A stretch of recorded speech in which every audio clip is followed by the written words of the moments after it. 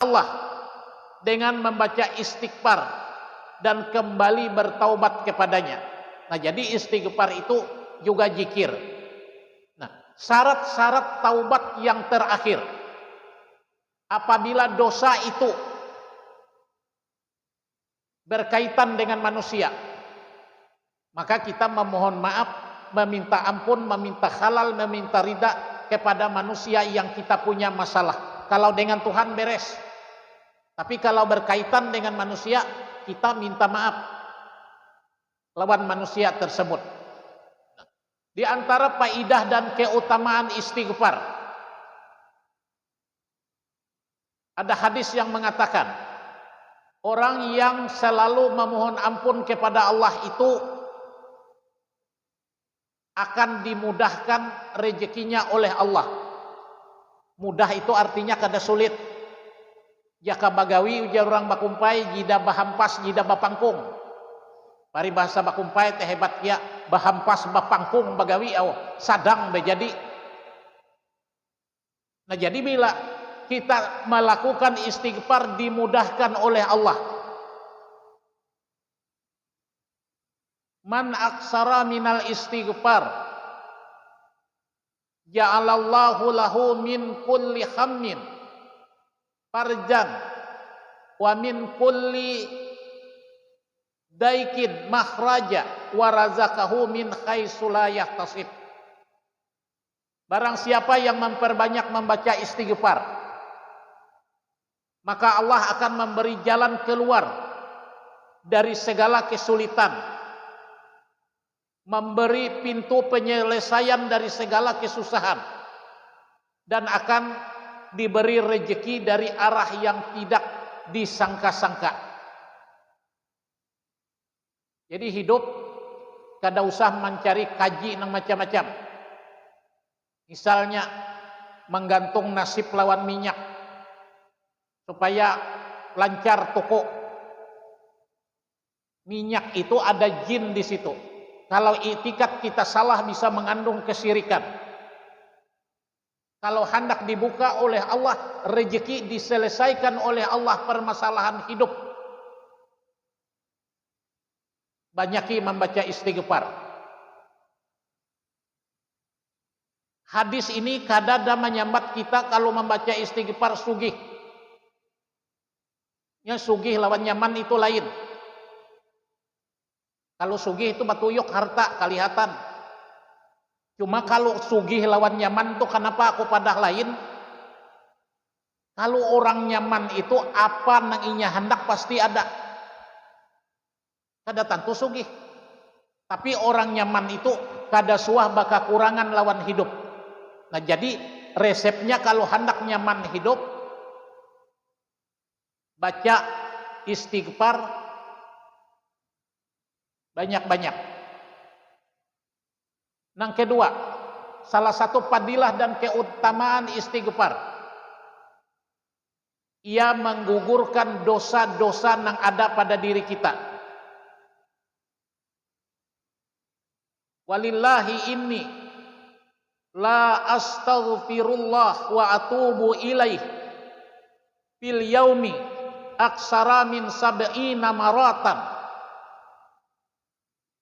Demi Allah, ujar Nabi, sesungguhnya saya, maksudnya Nabi itu saya menunjuk ke dirinya, membaca istighfar, meminta ampun kepada Allah dan bertaubat kepada Allah tiap hari lebih daripada 70 kali. Nabi itu orang yang maksum, yang kada berdosa, nang dijamin oleh Allah,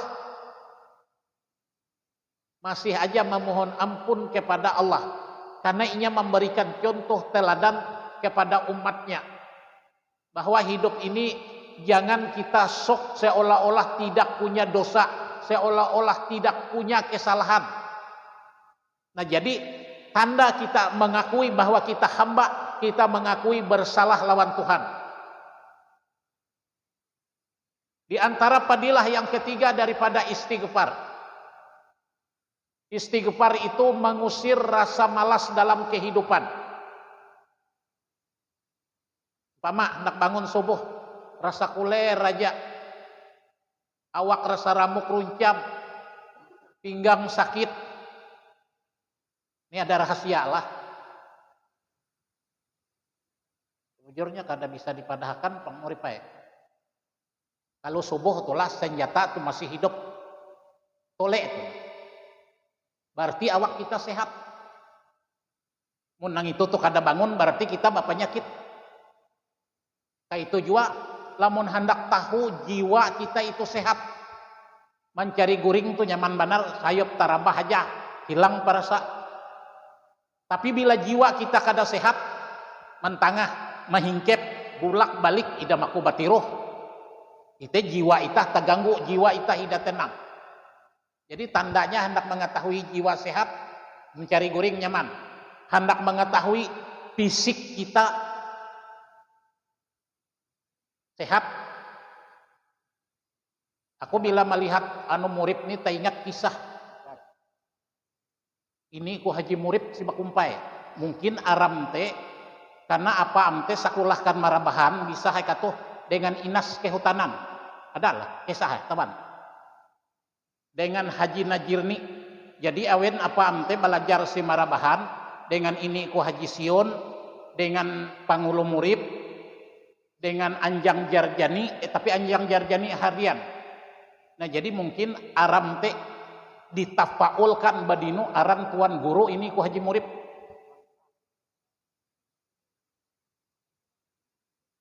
Jadi maulah ngaran anak tuh perlu mencontoh ngaran orang alim.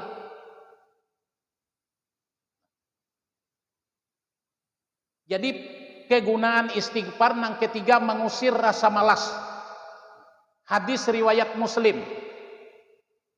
Ujar Nabi, ketika dalam hatiku ada rasa malas, aku beristighfar kepada Allah sebanyak 100 kali. Nah jadi istighfar itu mengusir malas. Bila malas bangun subuh baca istighfar 3 kali. Astaghfirullahalazim, innallaha ghafurur rahim.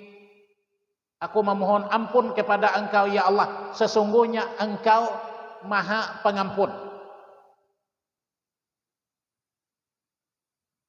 Nah, mengenai lapal daripada istighfar, macam-macam. Nang terpendek lapal daripada istighfar itu Astaghfirullahalazim, aku memohon ampun kepada Engkau ya Allah. Atau mun hendak terpanjang lagi,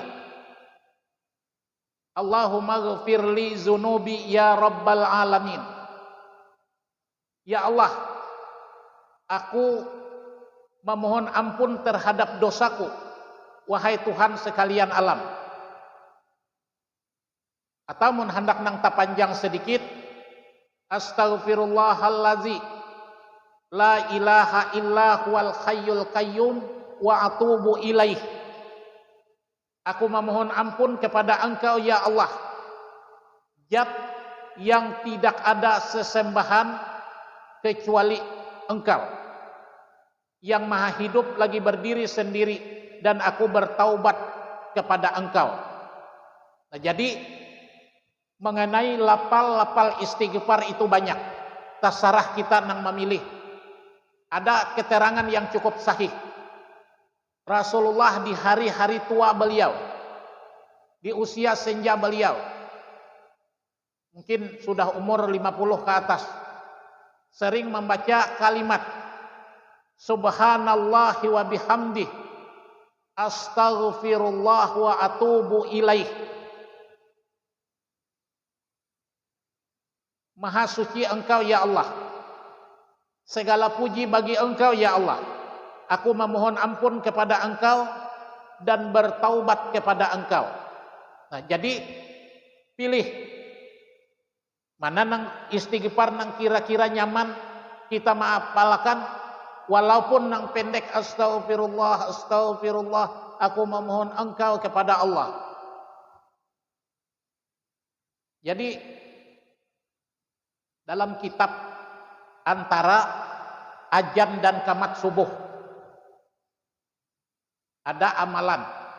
Maka kalau dilihat keterangannya itu, sekalut apapun masalah hidup kita, kalau kita membaca kalimat itu akan diberi jalan keluar oleh Allah.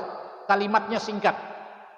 subhanallahi wa bihamdih, subhanallahil aliyil azim, astaghfirullah. Itu aja dibaca 100 kali antara bang subuh sampai qamat. Jadi orang bertanya kepada Imam Hasan Basri, wahai Imam,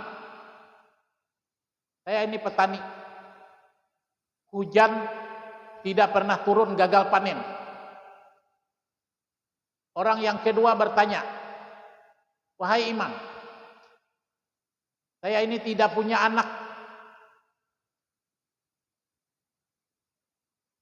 Terhadap dua pertanyaan tersebut, Imam Hasan Basri menjawab di dalam surah Nuh ayat 10 sampai 11. Hendaklah engkau memohon ampun kepada Allah. Niscaya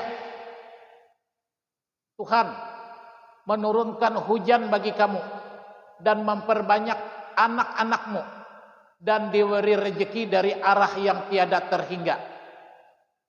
Jadi sebenarnya untuk menghadapi kondisi dunia kita sekarang ini, apalagi corona dengan varian baru di Jawa berkembang biak,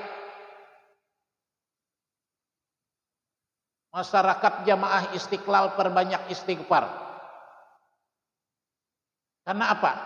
Istighfar menurut beberapa hadis, menurut keterangan Al-Quran, itu cara Allah menolak bala dan bencana dari kehidupan kita, asal kita memohon ampun dengan Allah.